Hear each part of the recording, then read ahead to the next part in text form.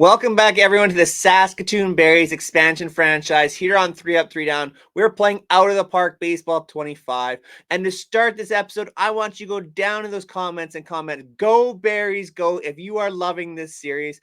As well, comment what position you think the Berries really need to upgrade. We have reached the end of season one. We're going to do a quick recap of the team, how we finished this season off, and then we're going to jump into the playoffs and see who can take home the World Series championship.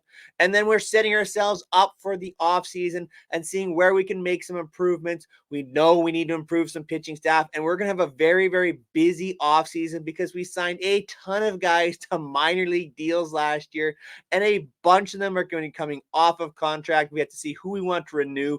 We basically had to restock the entire roster, so we have a lot of work to do in our minor leagues, and our draft picks from last year are going to get a ton of opportunity. So let's kick it off here, taking a look and see how the Berries finished off the season. You can see there on the side the standings in the West Division. The Berries finished 71-91 with a .438 winning percentage. We finished 26 games out of the division title, 10 games out of any wild card chance. You see our offense there ranked 29th in baseball. Our average was 29th. We were dead last in home runs.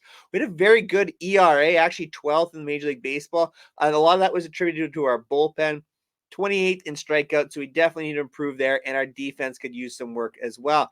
So taking a look at the team, Jorge Mateo played 121 games for the Berries. He put up a 76 OPS plus as our primary shortstop. Not looking great there at short. Nick Madrigal had only a .297 slug, a .299 on base percentage.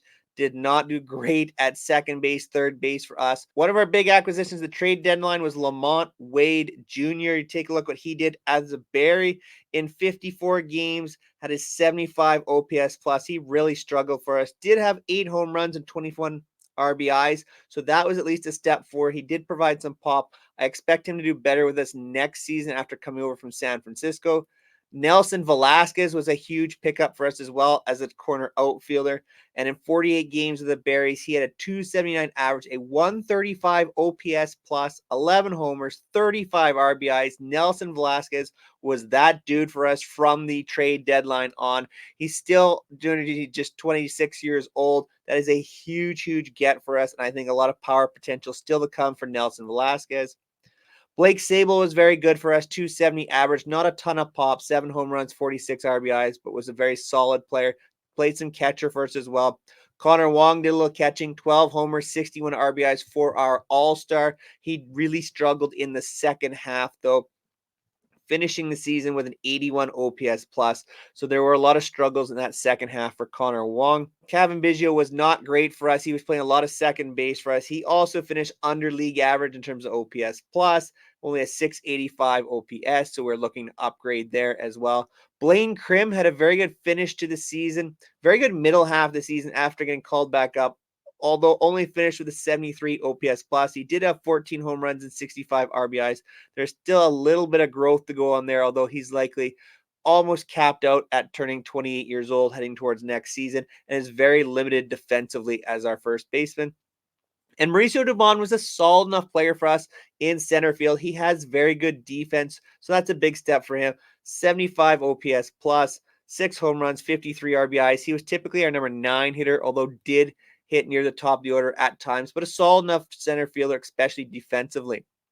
Pitching-wise, it was ugly. Ryan Pepio, our young rookie, we were hoping for so much more after coming over in the expansion draft from the Dodgers. Went 5-12 with an ERA over 5, which really hurt. An 85 ERA plus.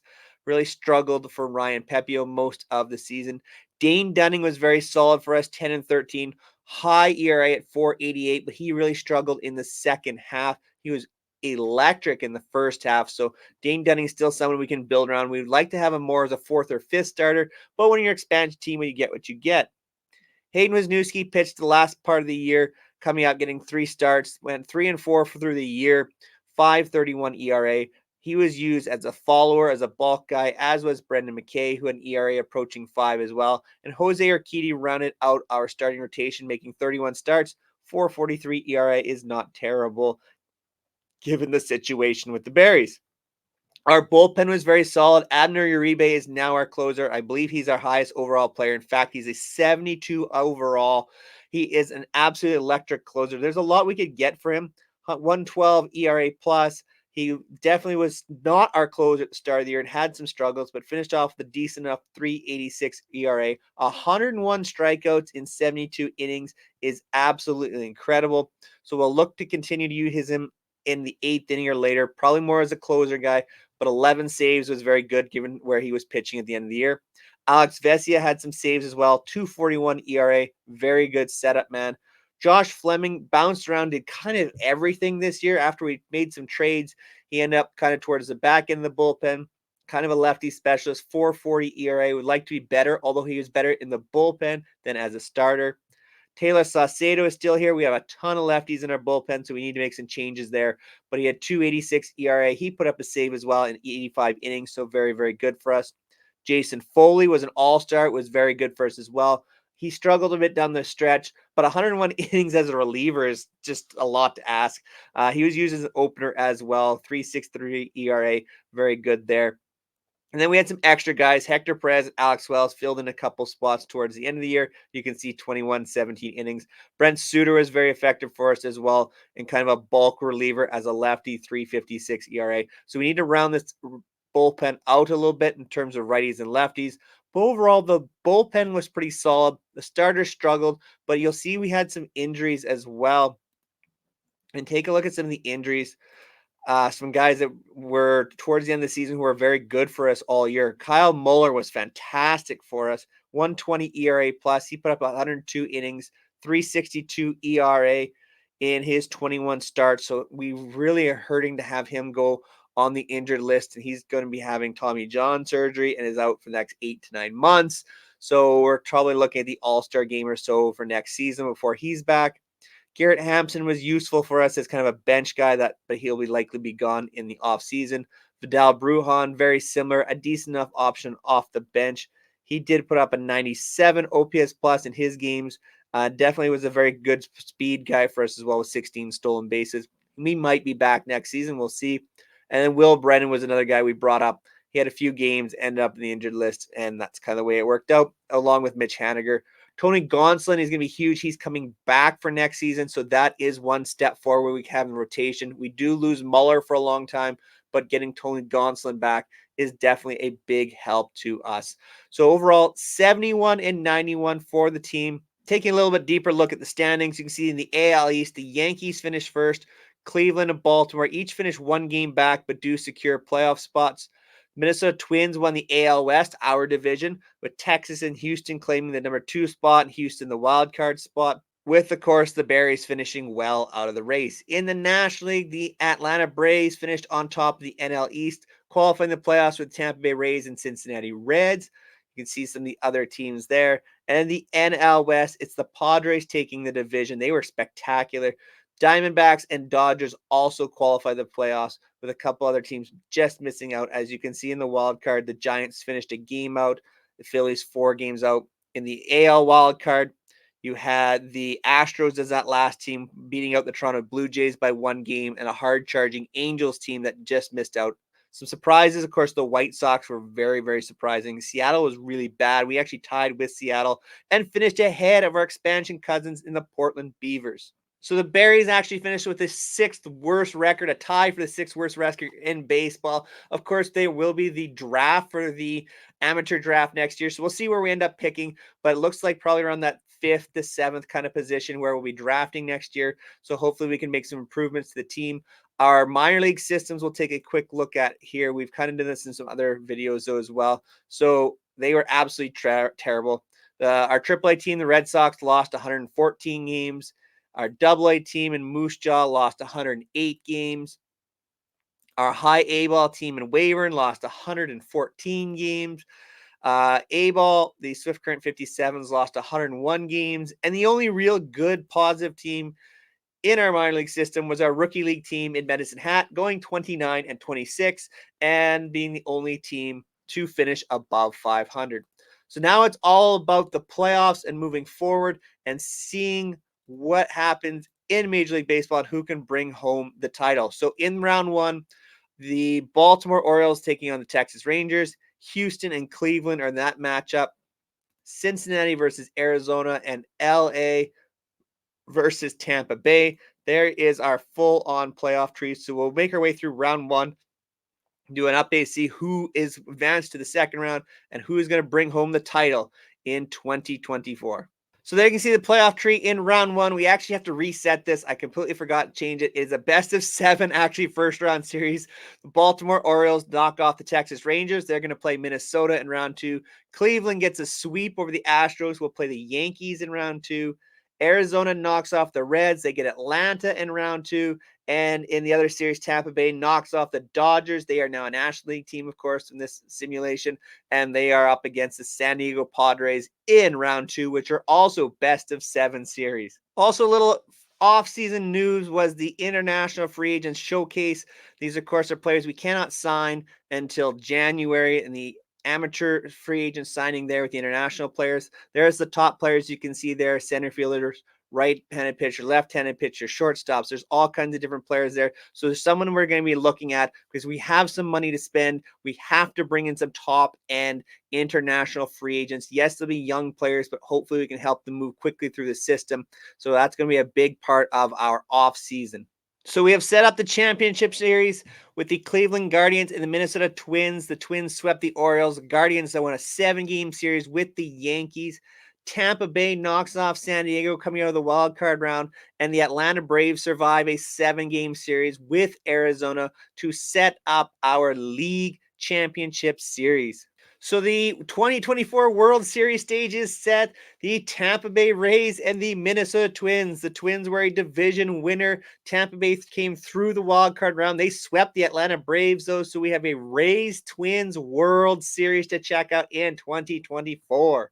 And there we see it. The 2024 World Series champions, the Minnesota Twins, knock off the Tampa Bay Rays 4-2 in that playoff series. I've kind of been debating back and forth. I think we'll leave the series at all as best of 7. Comment down below if you'd like to see that change, but I think I like the best of 7 series idea for the playoffs. So there you have it. The Twins are the World Series champions. So now we're really going to jump into the off season, see where this takes us, and really check out who the possible changes are in free agency and start to set up where our Berries team is going into next season. So first off, we're looking at our ownership goals. We did complete the increased profit goal. Our goal was to get to the 26 million. It looks like we have reached that. Very nicely done for us to start. Our season is over. Our season score of this year is 276. You should do better next year. Score is nothing to be proud of. It is what it is, but we have definitely started our berry season off with a bump in the road, I guess we'll call it. So there's some interesting players in the waiver wire we should check out. We have some players in the trading block we might want to check out here. We have another player can be activated, Garrett Hampson. So looking at our goals, we'll go through all of our messages here. So Mitch Haniger had a player option for next year. He has executed that player option. That sucks because he was terrible. So he's going to be part of our team for next year, unless we can find someone to take his contract on. We do have a team option on reliever Brent Suter. Looking at it would be a $3.5 million option. He expects a bullpen assignment. His ratings currently, he sits at a 46 overall, 46 potential. He was very good for us, a 122 ERA plus last year. He is going to be 35 years old, but this makes sense to bring him back, I think, just because it adds some depth to our bullpen, and it's something we could really use for us. So we are going to respond. We are going to execute the option on Brent Suter. So he is going to be back with the Berries next season. He logged a lot of innings for us out of the bullpen. It's kind of a bulk reliever type player. So that really helps us. Our payroll has been set at $110 million. So we can start to look at ticket pricing for next year and that as well. We have until the winter meetings end on December 22nd to set the price. Season tickets will start set at that point. So we have some things that we need to take care of in terms of our front office. We do have a $110 million payroll, though. Our player payroll was 28. That's set at 28. That's 78 million. So we have 25, near almost 20, 25 and a half million dollars available to us for next season in terms of payroll. So that's really going to help us make some improvements to the team.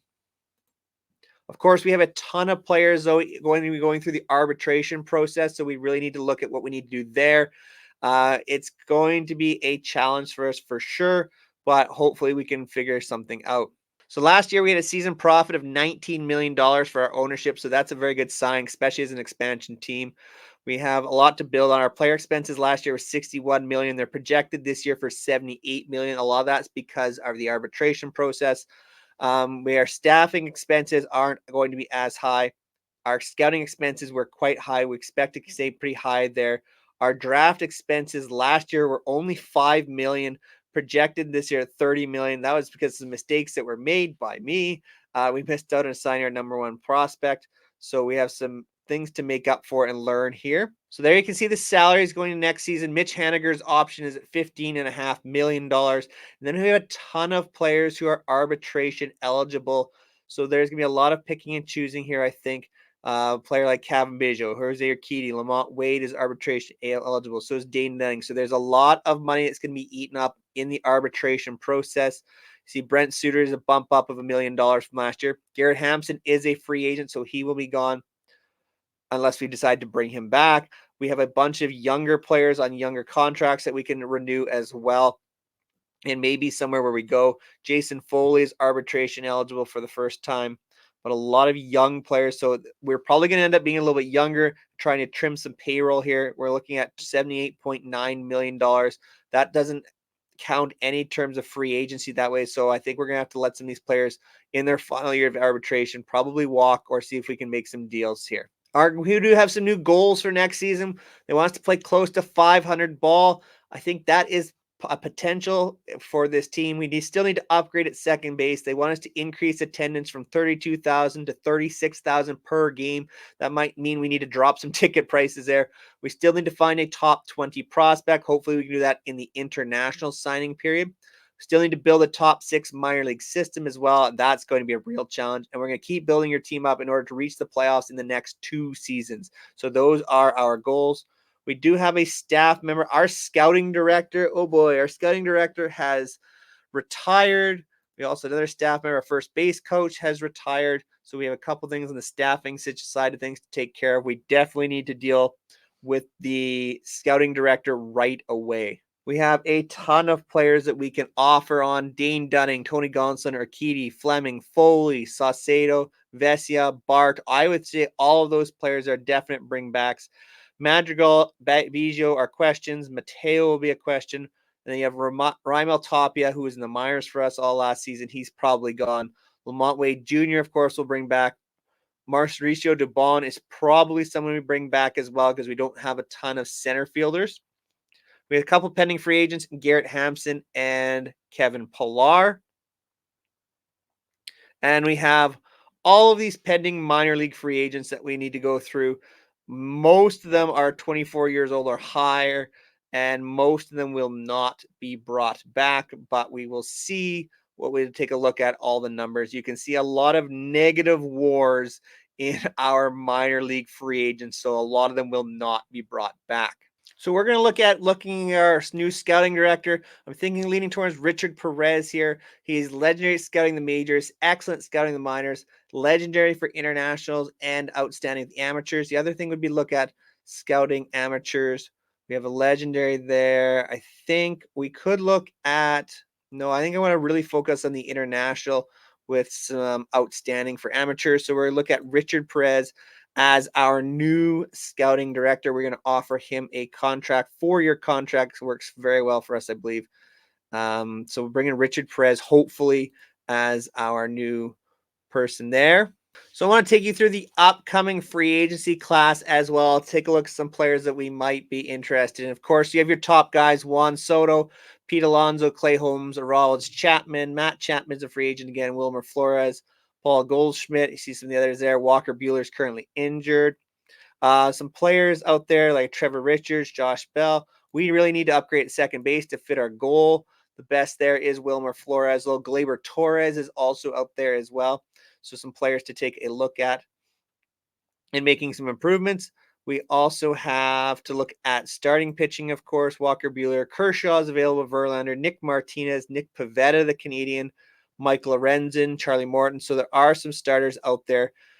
And then in the bullpen, all relievers, there are a ton of bullpen arms, as you can well imagine. So I think we can add a couple of righty relievers to really balance out our bullpen here.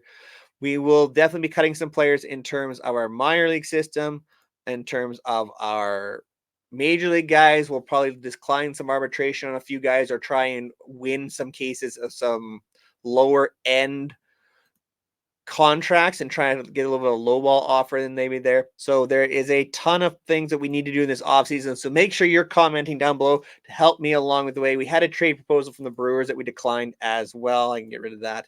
So lots to do this offseason. We're going to move ourselves forward a few days and see where we can start to piece some things together, as free agency will be opening very, very soon. So some players we're going to get into the development lab as well. Our top prospect, Edward Zamudio of a Kason Evans, who's a pitcher that we drafted. Nelson Velasquez, I really want to improve strength and conditioning for the Major League season.